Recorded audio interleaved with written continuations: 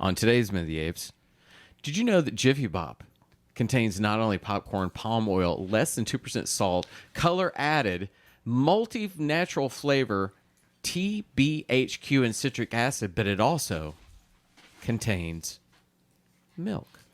Take your stinking paws off me, you damn dirty ape! Divine bomb. The only good human is a dead human! There is fire, there is smoke. Now fight the apes! The minute of the apes! The minute of the apes! The minute of the apes! The minute of the apes!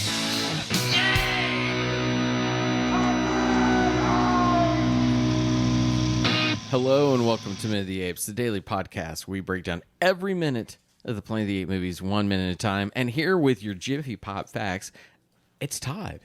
I have it in my hand because Sean decided he needed some and he ordered it and he has it here.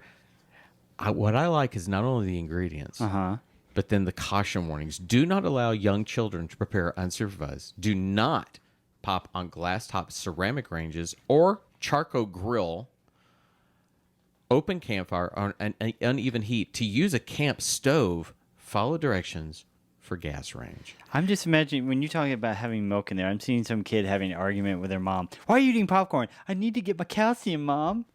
Milk, it does a body good. I need my popcorn. That's right. I need Pull my it out popping here. corns. And the final thing here, important.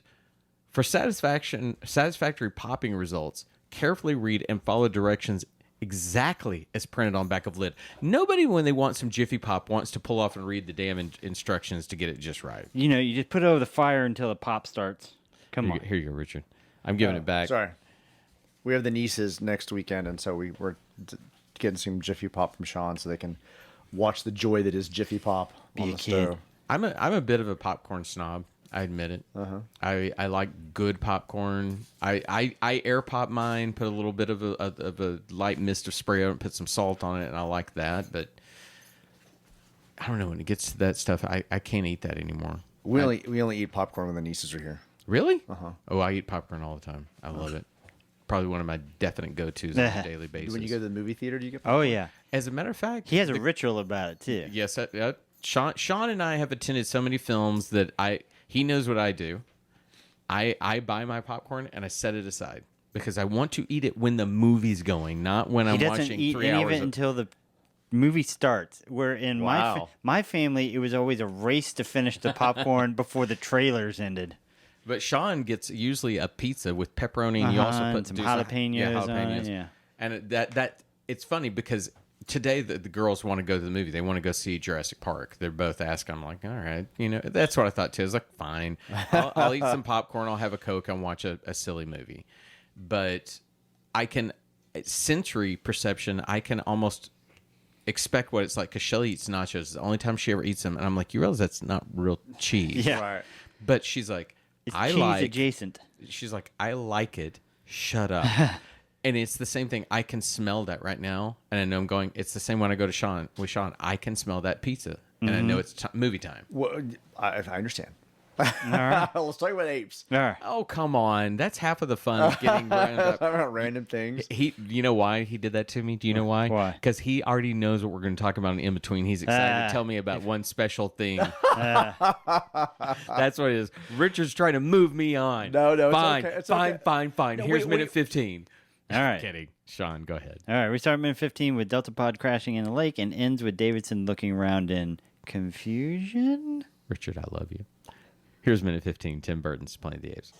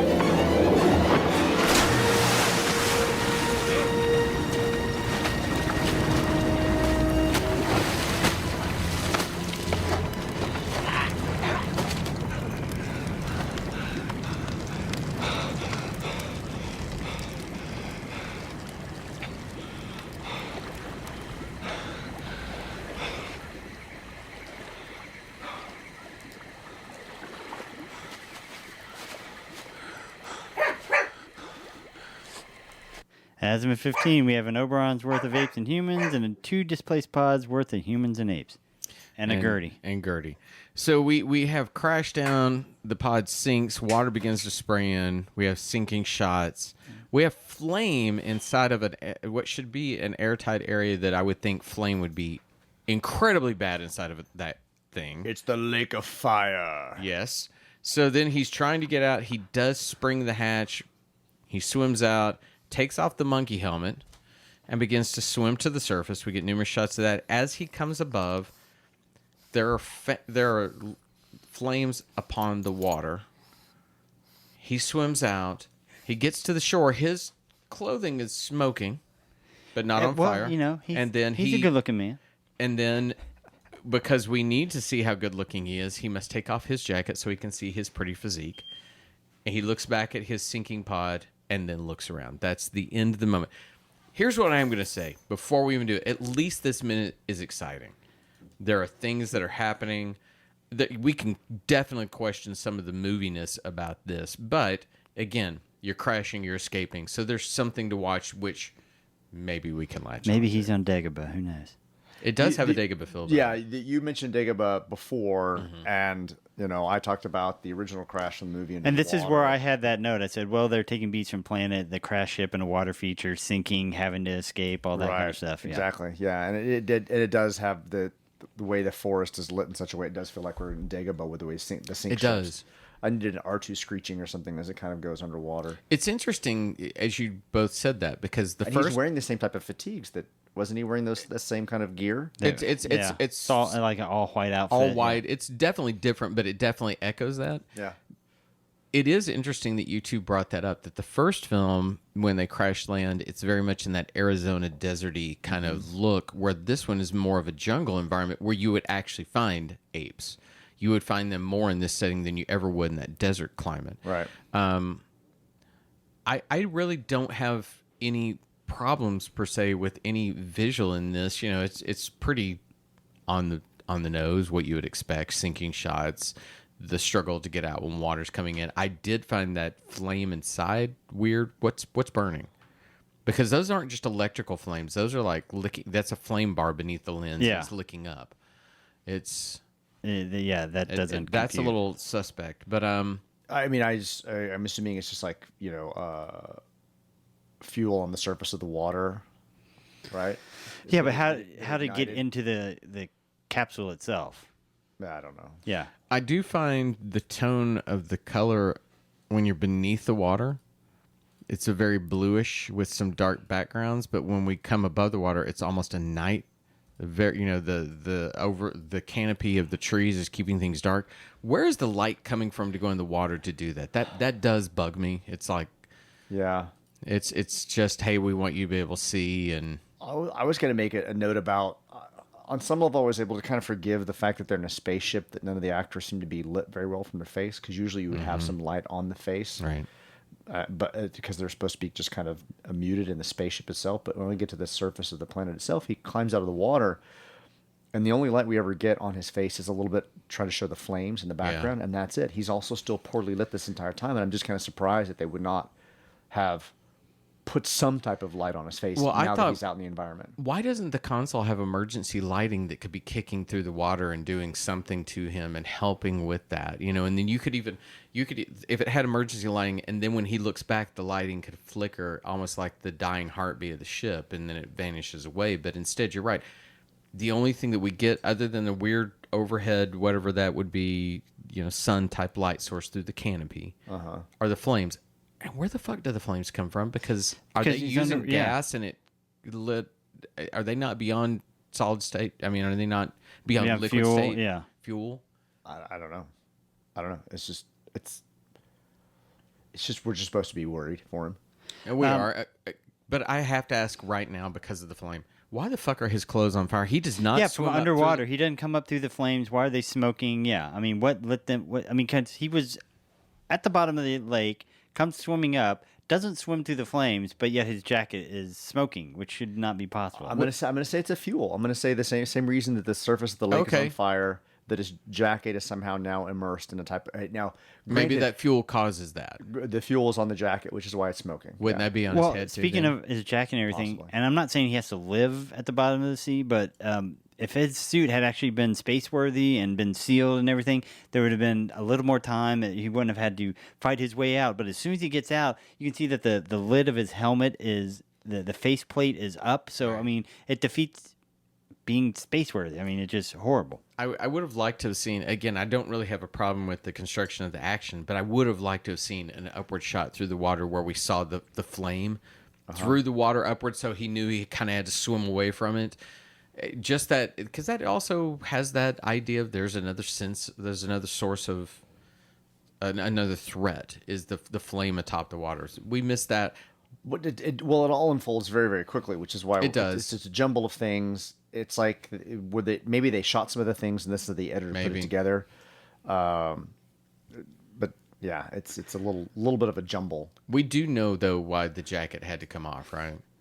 I'm disappointed his shirt didn't come off. Well, I'll tell you what, though. You can see that his arms are large through that tight shirt Yeah. he's Yeah. wearing. Yeah. And so, look, you put somebody like Mark Wahlberg in a movie like this, it is not most likely because you want him to For his acting skills. really get into some life-changing, altering ideas that are going to be shared.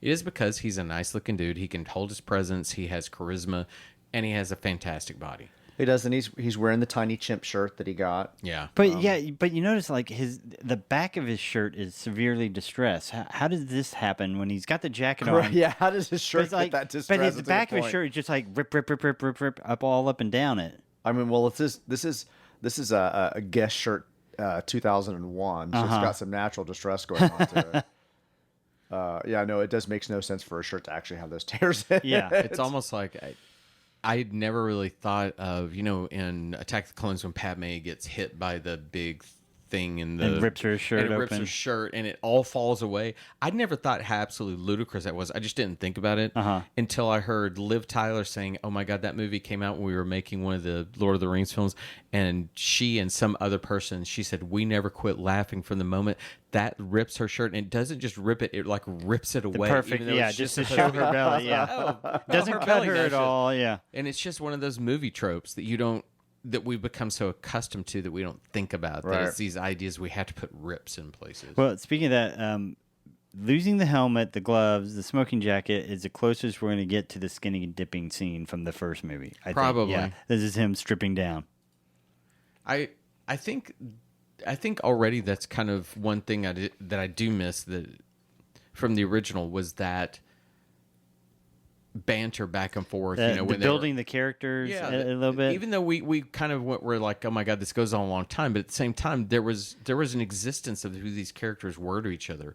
They knew how to pick at each other, and that very cynical approach to it, and that was of that era. But we don't get any of that here. There's no. Let's go back to being on the ship. There's no friendship. There's no anything between these characters. No, Yeah.